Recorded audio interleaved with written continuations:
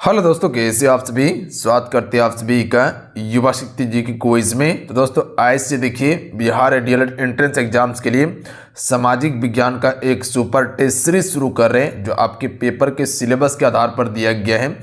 और बिल्कुल ये जो शुरू किए हैं सुपर वाला, ये आपको कम समय में बिल्कुल बूस्टर की तरह जो है कि आपको ऊपर उठाने वाला है। तो ये सीरीज को आपसे शुरू से अंत तक सॉल्व कीजिएगा। पूरा सीरीज आपको पर डे ये मिल जाएगा आप सभी को। तो चलिए शुरू करते हैं। फर्स्ट क्वेश्चन है कि राष्ट्रपति को शपथ कौन दिलाता है। देखिए किसी भी क्वेश्चन का आंसर पता हो तो अपना आंसर आपसे नीचे कमेंट बॉक्स में बताते चलिएगा। देखिए अगर राष्ट्रपति की बात किया जाए तो आप सभी को पता होगा कि भारत का पहला राष्ट्रपति कौन था। बिल्कुल डॉक्टर राजेंद्र प्रसाद। और अभी तक में सबसे ज़्यादा बार जो राष्ट्रपति के पद पर रहा है वह डॉक्टर राजेंद्र प्रसाद ही रहा है। तो याद रखिएगा आप सभी, सर्वोच्च न्यायालय के जो मुख्य न्यायाधीश होते हैं यही राष्ट्रपति को शपथ दिलाता है। अच्छा, राष्ट्रपति जो है अपना त्यागपत्र किसे देता है? उपराष्ट्रपति को देता है। याद रखिएगा आप सभी।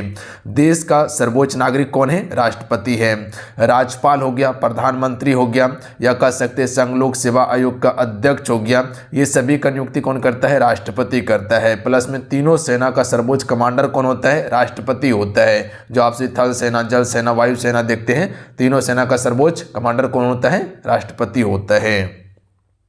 अध्यादेश कौन जारी करता है? राष्ट्रपति करता है। तो राष्ट्रपति से संबंधित इतना फैक्ट याद रखिएगा। इनमें से कौन सा देश समाजवादी अर्थव्यवस्था है? देखिए समाजवादी का अर्थ होता है कि सरकार के अनुसार जो भी कंपनी है वो सरकार के अनुसार चलती है। तो याद रखिएगा आप सभी, रूस जो है ये आपका समाजवादी अर्थव्यवस्था पर आधारित है। जैसे कि अपना भारत का अर्थव्यवस्था जो है वो मिश्रित अर्थव्यवस्था है। मिश्रित का अर्थ क्या होता है? यहाँ पर सरकार का भी दबदबा है प्लस में निजी कंपनी का भी दबदबा है, यानी कि दोनों मिलकर कार्य कर रहा है। जैसे अमेरिका में देखिएगा तो वहां पर आपका पूंजीवादी अर्थव्यवस्था चलता है, यानी कि वहां पर प्राइवेट कंपनी का ज्यादा दबदबा है, सरकार का हस्तक्षेप वहां पर बहुत कम है। तो जहां पर सरकार का हस्तक्षेप कम हो उसे हम सिर्फ पूंजीवादी कहते हैं। याद रखिएगा आप सभी। जहां पर सरकार का हस्तक्षेप हो वो समाजवादी। अगला है विदेशी राजदूत का कूटनीतिज्ञ अपना परिचय पत्र किसे पेश करता है? तो राइट आंसर हो जाएगा राष्ट्रपति को। ध्यान दीजिएगा आप सभी, ऑप्शन में ए करेक्ट आंसर होगा। अगला प्रश्न है कि निम्न में से कौन सा कार्य राज्यसभा का नहीं है? साधारण विधेयक पास करना राज्यसभा का कार्य है, धन विधेयक पर संशोधन संबंधी सुझाव देना भी है, मंत्री से प्रश्न पूछना भी है, जबकि अविश्वास प्रस्ताव लाना ये राज्यसभा का कार्य नहीं है। ध्यान दीजिएगा, यानी कि अविश्वास प्रस्ताव जो है ये राज्यसभा में नहीं बल्कि लोकसभा में आता है। तो ये चीज को ध्यान दीजिएगा। और अविश्वास प्रस्ताव जो है जो विपक्षी दल का नेता होता है उसी के द्वारा लाया जाता है। मान लीजिए कोई प्रधानमंत्री है, अगर उसको पद से हटकाना है तो सबसे पहले अविश्वास प्रस्ताव लाया जाता है। अगर अविश्वास प्रस्ताव पारित हो जाता है तो उसे त्याग पत्र देना पड़ जाता है। ध्यान दीजिएगा आप सभी। अगला है निम्नलिखित में से किस राज्य को एक पिछड़ा राज्य कहा जाता है? तो याद रखिएगा पिछड़ा राज्य जो है वो अपना बिहार आपका पिछड़ा राज्य है। अच्छा, बिहार से संबंधित याद रखिएगा कि यहाँ जनसंख्या घनत्व जो है सबसे अधिक है। याद रखिएगा आप सभी। प्लस में यहाँ पर साक्षरता दर भी सबसे कम है। अच्छा, लिंगा अनुपात सबसे अधिक कहाँ पे है? केरल राज्य में। ये फैक्ट को याद रखिएगा। और सबसे कम कहाँ है? हरियाणा में सबसे कम है लिंगा अनुपात। अगला है प्लासी की लड़ाई 1757 में अंग्रेजी सेना का नेतृत्व किसने किया था? चलिए क्वेश्चन 6 का राइट आंसर कीजिएगा आप सभी। वीडियो को लाइक जरूर करते चलिएगा जितने भी मेरे साथ में जुड़े हुए हैं, और चैनल को जरूर सब्सक्राइब कर लीजिएगा क्योंकि यहाँ पर हम आपको लगातार क्लासेस करवा रहे हैं। देखिए जितने भी हैं चैनल को जब सब्सक्राइब करते हैं तो घंटी एक आता है साइड में, तो घंटी को जरूर प्रेस कर लीजिएगा तभी क्लास का नोटिफिकेशन जाएगा। तो एक बार सभी फटाफट चेक कीजिए घंटी का ऑल नोटिफिकेशन ऑन है या नहीं, सबसे ऊपर वाला ऑन कीजिएगा। तो प्लासी की लड़ाई 1757 में अंग्रेजी सेना का नेतृत्व जो किया था रॉबर्ट क्लाइव ने। देखिए प्लासी का युद्ध जो हुआ था ये आपका सिराजुद्दौला प्लस में रॉबर्ट क्लाइव के बीच में हुआ था, जो बंगाल का नवाब था सिराजुद्दौला। अगला है बंगाल का द्वैत शासन कब तक चला था? देखिए द्वैत शासन जो है रॉबर्ट क्लाइव के द्वारा ही शुरू किया गया था और ये आपका 1765 से लेकर 1772 तक चलता है। तो ये फैक्ट पर ध्यान दीजिएगा, 1765 से लेकर 1772 तक चलता है। जब वॉरेन हेस्टिंग आता है तो वही जो है कि इसे समाप्त कर देता है। आप सभी को एक फैक्ट पता होना चाहिए कि 1773 के रेगुलेटिंग एक्ट के तहत जो बंगाल में गवर्नर हुआ करता था उसे बंगाल का गवर्नर जनरल बना दिया गया। पहला बंगाल का गवर्नर जनरल कौन बना था? वॉरेन हेस्टिंग बना था। याद रखिएगा आप सभी। अगला है कि लोकसभा का कार्यकाल कितने वर्ष का होता है? तो देखिए लोकसभा का कार्यकाल 5 वर्ष का होता है, याद रखिएगा आप सभी। देखिए लोकसभा से कोई अगर प्रधानमंत्री बनता है तो इसके लिए उम्र 25 वर्ष रखा गया है। अच्छा, राज्यसभा जो है ये कभी विघटित नहीं होता है और राज्यसभा एक उच्च सदन होता है और इसके सदस्य जो होते हैं इसका कार्यकाल 6 वर्ष का होता है। हर 2 वर्ष में 1/3 सदस्य जो है निर्वासित होते रहता है, तो ध्यान दीजिएगा आप सभी। बात समझे आप सभी? अच्छा, यहाँ पर लोकसभा की बात आया है तो याद रखिएगा आप सभी लोकसभा से संबंधित अधिकतम सदस्य की संख्या यहाँ पर 550 है। अगला है राज्यसभा में 250 होता है राज्यसभा में। अगला क्वेश्चन देखिए, लोकसभा में एंग्लो इंडियन समुदाय के कम से कम कितने सदस्य होना आवश्यक है? तो लोकसभा में जो है पहले 2 एंग्लो इंडियन सदस्यों को चुना जाता था, तो पहले 552 था, तो 2 खत्म हो गया तो बचा 550। तो अब जो है कि एक भी सदस्य नहीं चुना जाता है, याद रखिएगा आप सभी। अगला क्वेश्चन है कि भारत में नीति आयोग की स्थापना हुई थी, जो 2 एंग्लो इंडियन सदस्य को चुना जाता था वो समाप्त कर दिया गया है। देखिए नीति आयोग स्थापित 2015 में हुआ था। देखिए यहाँ समझिएगा, जब योजना आयोग की स्थापना 1950 में हुआ था तो इसी का नाम बदल करके नीति आयोग किया गया था, याद रखिएगा आप सभी 2015 में। तो योजना आयोग का ही नाम बदल करके नीति आयोग रखा गया था और योजना आयोग जो है ये एक गैर संवैधानिक संस्था है, यानी कि संविधान में कहीं भी इसका जिक्र नहीं है। इनमें से कौन आर्थिक क्रिया नहीं है? तो देखिए आर्थिक क्रिया बीमा आर्थिक क्रिया नहीं है, जबकि कृषि, बेरोजगारी और परिवहन आर्थिक क्रिया का उदाहरण है। किस क्षेत्र को तृतीय क्षेत्र कहा जाता है? देखिए भारत का जो जीडीपी है इसमें सबसे ज़्यादा योगदान जो है वो तृतीय क्षेत्र का है, यानी कि सेवा क्षेत्र। सेवा क्षेत्र में जैसे बैंकिंग हो गया, होटल हो गया, ये सभी क्या है? सेवा क्षेत्र का उदाहरण है। जैसे हम पढ़ा रहे हैं आपको तो ये क्या है? सेवा कर रहे हैं हम आपका, यानी कि शिक्षा भी क्या है? सेवा क्षेत्र का उदाहरण है। और सबसे ज़्यादा जीडीपी में योगदान लगभग जो है कि 52% जीडीपी में योगदान जो है वो किसका है? सेवा क्षेत्र का है। कृषि आपका प्राथमिक क्षेत्र में आता है, उद्योग जो है ये आपका दूसरा क्षेत्र में आता है। प्राथमिक क्षेत्र का अभी जो है कि जीडीपी में योगदान लगभग जो कि 18 से 19% है, 18 से लेके 19% की अप्रॉक्स में है, याद रखिएगा। जबकि दूसरा क्षेत्र की बात किया जाए तो लगभग जो है कि 32% योगदान है। भारत की आर्थिक व्यवस्था है, भारत की आर्थिक व्यवस्था यानी कि भारत की अर्थव्यवस्था जो है मिश्रित अर्थव्यवस्था है। बताएं कि रूस का समाजवादी है, अमेरिका का पूंजीवादी है और भारत का मिश्रित है।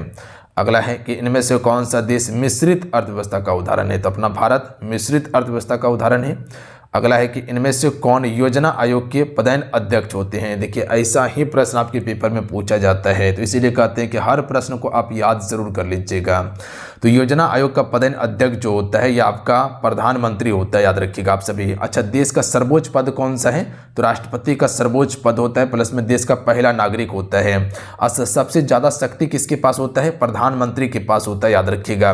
बट जितने भी काम होता है वो राष्ट्रपति के नाम से काम होता है, ये चीज़ पर ध्यान दीजिएगा। डेबिट कार्ड संबंधित हैं तो ये आपका एटीएम प्रणाली से संबंधित हैं, तो ध्यान दीजिएगा। अगला है निम्नलिखित में से कौन एक नवीनीकरणीय प्राकृतिक संसाधन है? तो जब हम आपको प्राकृतिक संसाधन पढ़ाए थे तो उस समय आपको बताए थे कि क्या अनवीनीकरणीय है और क्या नवीनीकरणीय है।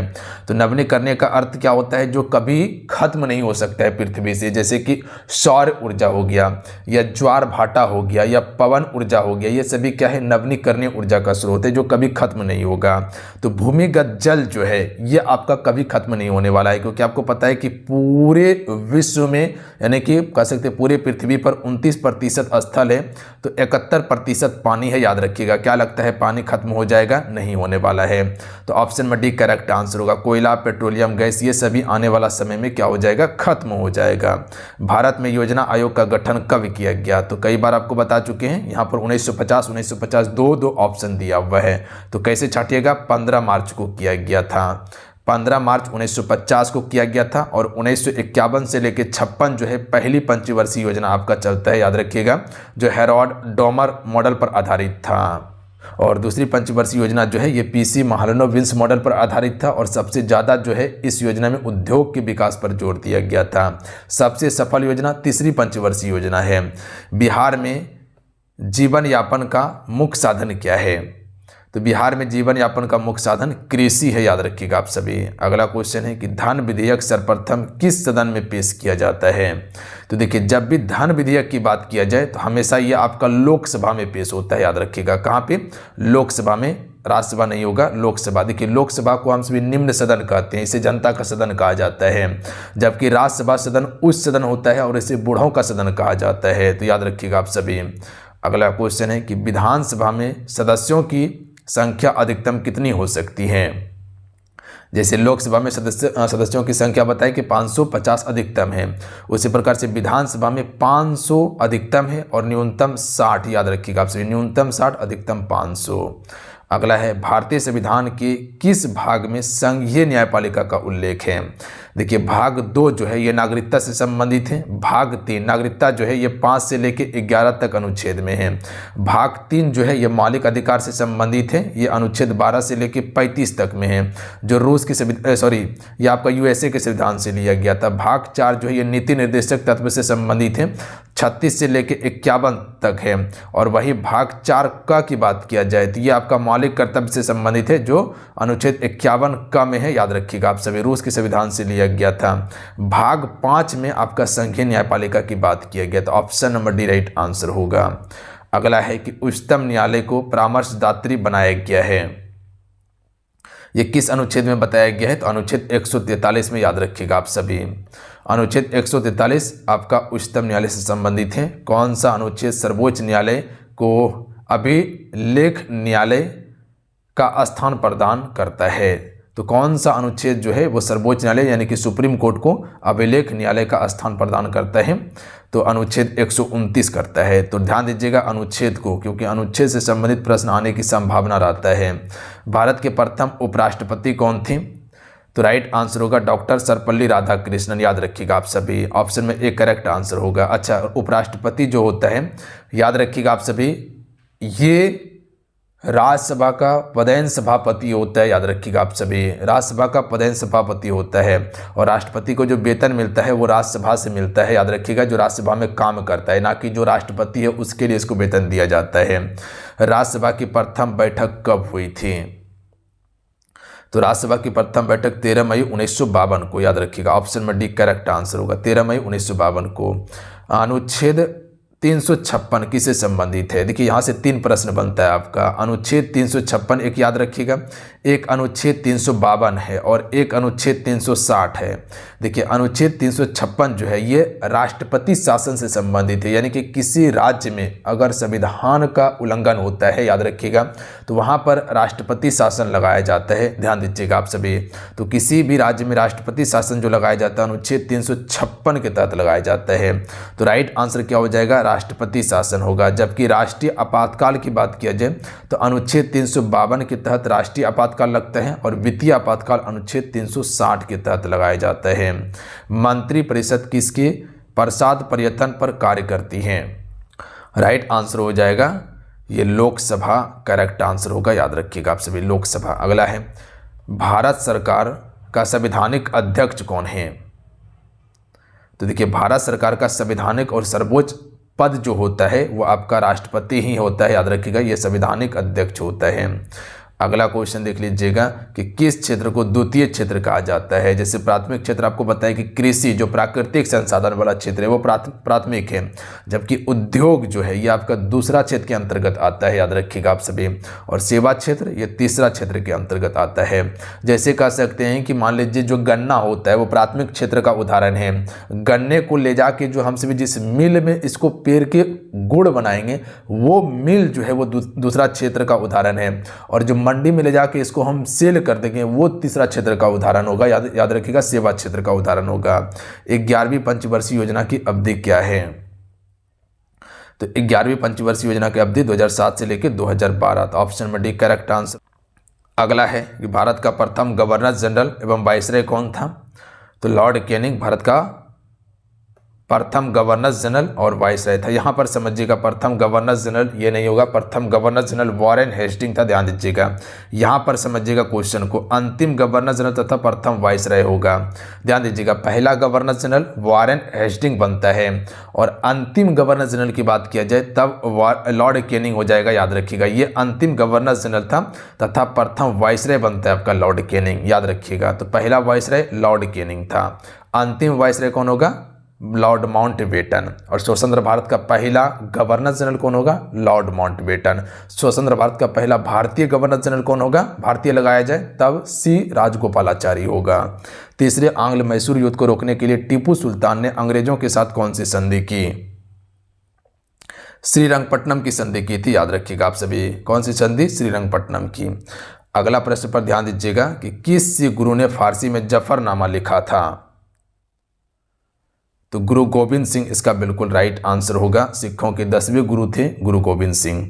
अगला है कि राज्य लक्ष्य हड़प नीति जब्ती सिद्धांत किसके द्वारा लागू किया गया, तो लॉर्ड डलहौजी जो है ये राज्य हड़प नीति से संबंधित हैं, लॉर्ड डलहौजी। अगला है सुगौली की संधि 1816 में किनके बीच संपन्न हुई थी, तो देखिए सुगौली की संधि की बात किया जाए तो ईस्ट इंडियन कंपनी और नेपाल के बीच में, याद रखिएगा ईस्ट इंडियन कंपनी और नेपाल के बीच में। तो ऑप्शन में एक करेक्ट आंसर होगा। आर्थिक विकास का गैर आर्थिक कारक क्या है, तो देखिए आर्थिक विकास का गैर आर्थिक कारक जो है सामाजिक संस्थाएं हैं, ऑप्शन में भी राइट आंसर होगा। ध्यान दीजिएगा क्या है, सामाजिक संस्थाएं हैं। जीवन की भौतिक गुणवत्ता का सूचक है, तो जीवन की भौतिक गुणवत्ता का सूचक जो है ये सभी हो जाएगा, ये सभी यानी कि जीवन प्रत्याशा, शिशु मृत्यु दर, मौलिक साक्षरता, ये सभी जो है जीवन की भौतिक गुणवत्ता का सूचक हैं। अगला है कि अत्यधिक जनसंख्या वृद्धि से आर्थिक विकास की गति डैश होती है, तो आर्थिक विकास की गति जो है मंद हो जाती है। क्या बताएं क्वेश्चन में कि अत्यधिक जनसंख्या वृद्धि से क्या होता है, ज़्यादा जनसंख्या वृद्धि होगा तो आर्थिक विकास की गति जो है मंद हो जाती है। भारत में पहली मुद्रण मशीन यानी कि प्रिंटिंग प्रेस की स्थापना किसने की, तो ये पुर्तगालियों के द्वारा किया गया। अगला प्रश्न पर ध्यान दीजिएगा, वो कौन सा निर्णायक युद्ध था जिसमें अंग्रेजों ने डचों को हरा दिया और जिस कारण से डचों का चुनौती भारत से जो है खत्म हो गया था, तो ये युद्ध का नाम है आपका बेदड़ा का युद्ध जो 1759 में लड़ा गया था। तो ऑप्शन में एक करेक्ट आंसर होगा। जब बेदड़ा का युद्ध हुआ 1759 में, तो इसमें क्या हुआ था, अंग्रेजों ने डचों को बुरी तरह से पराजित कर दिया था, जिसके कारण से इसको भारत छोड़ के जाना पड़ गया। प्रथम कर्नाटक युद्ध की समाप्ति किस संधि से हुई थी, तो देखिए जो संधि होता है किसी भी चीज़ को समाप्त करने के लिए किया जाता था, तो एला साफेल की संधि होगा, याद रखिएगा आप सभी। एला साफेल की संधि के तहत भारत में अंग्रेजी शिक्षा किसके द्वारा लागू की गई थी, तो अंग्रेजी शिक्षा जो है लॉर्ड विलियम बेंटिंग के द्वारा। तो ऑप्शन में डी राइट आंसर होगा, लॉर्ड विलियम बेंटिंग। डलहौजी के समय में पहली बार रेल लाइन चलाई गई थी मुंबई से थाने के बीच में।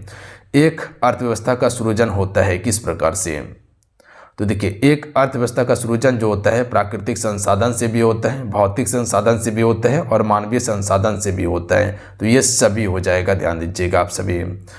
अगला क्वेश्चन है कि राष्ट्रीय विकास परिषद का गठन कब हुआ था, मोस्ट इंपॉर्टेंट प्रश्न है, याद रखिएगा 1952 में। 1952 में जो है राष्ट्रीय विकास परिषद का गठन किया गया था। अगला है किस अर्थव्यवस्था में उत्पादन के साधनों पर किसी व्यक्ति या निजी संस्था का अधिकार रहता है, तो देखिए अभी यहाँ पर बताए थे कि जहाँ पर अगर सरकार का हस्तक्षेप हो, सरकार का दबदबा हो, तो उससे हमसे क्या कहते हैं, समाजवादी अर्थव्यवस्था कहते हैं। और जहाँ पर निजी क्षेत्र की बात किया जाए, प्राइवेट कंपनी की बात किया जाए, तो वो आपका पूंजीवादी अर्थव्यवस्था होता है, याद रखिएगा। और जहाँ दोनों रहे वो मिश्रित अर्थव्यवस्था का उदाहरण है। जैसे कि भारत ने ना पूंजीवादी को अपनाया ना समाजवादी को अपनाया, भारत ने मिश्रित अर्थव्यवस्था को अपनाया, यानी कि दोनों को मिला के अपना लिया है। भारत की प्रथम पंचवर्षीय योजना का कार्यकाल क्या है, तो आपको बताएं कि पंचवर्षीय योजना हर एक 5 वर्ष में आता था, कहीं कहीं फ्लॉप भी हुआ है, एक वर्ष का योजना भी चलाया था। तो पहली बार पंचवर्षीय योजना की शुरुआत 1950 में किया गया, बट पहली पंचवर्षीय योजना जो है 1951 से लेकर 56 तक चला था। तो ऑप्शन नंबर इसका बी करेक्ट आंसर होगा। एक समाजवादी अर्थव्यवस्था में सर्वाधिक बल दिया जाता है किस पे, देखिए एक समाजवादी अर्थव्यवस्था जो होता है इसमें सर्वाधिक बल लोक कल्याणकारी पर दिया जाता है, यानी कि लोगों को कल्याण करने पर दिया जाता है, याद रखेंगे आप सभी। जबकि प्राइवेट कंपनी ऐसा नहीं करता है, वो लोगों को लूटना चाहती है। ध्यान दीजिएगा आप सभी कि किसी तरह से उससे सारा धन लिया जाए, चाहे वो जिस प्रकार से ले लिया जाए। जैसे जियो क्या किया, डाटा सस्ता में दे रहा था, अब क्या किया, महंगा कर दिया। वही जो BSNL आप सभी देखते हैं, ये क्या है, अभी भी इसका डाटा सस्ता है, भले सर्विस सही नहीं है। तो जो सरकारी चीज़ें हैं वो क्या करते हैं, लोगों को कल्याण करना चाहता है। ध्यान दीजिएगा। निम्नलिखित में से किस यूरोपियों ने भारत में सबसे पहला अपना व्यापार फैलाया और प्रभावित किया? तो ये पुर्तगाली सबसे पहले भारत आया था, याद रखिएगा आप सभी। अच्छा, 1498 में वास्को डी गामा कहाँ उतरा था? तो पहला पुर्तगाली था ये, जो कह सकते हैं कालीकट बंदरगाह पर उतरा था। ये केरल में पड़ता है। अगला क्वेश्चन है कि मौलिक अधिकारों को लागू करने के लिए रिट जारी की जाती है। तो ये सर्वोच्च न्यायालय जारी करता है, याद रखिएगा। 5 प्रकार का रिट जारी करता है, ध्यान दीजिएगा, सर्वोच्च न्यायालय। ये बस ये चीज़ को याद रखना है। तो आज की सुपर टेस्ट सीरीज में हमसे कुल 51 क्वेश्चन आपको कंप्लीट करवाएं, जो कि सामाजिक विज्ञान यानी कि सोशल साइंस का ये प्रश्न था और सारे सिलेक्टेड इंपॉर्टेंट प्रश्न लिया गया था। हर प्रश्न को याद जरूर कर लीजिएगा आप सभी। PDF इसका हम टेलीग्राम पे दे देंगे, तो जाके आप सभी इसको डाउनलोड करके रिवाइज कर लीजिएगा। मिलते हैं। जय हिंद, वंदे मातरम। ध्यान रखिएगा, पढ़ाई करते रहिएगा। जाते जाते सभी सेशन को लाइक करके शेयर करके जाइएगा। जय हिंद।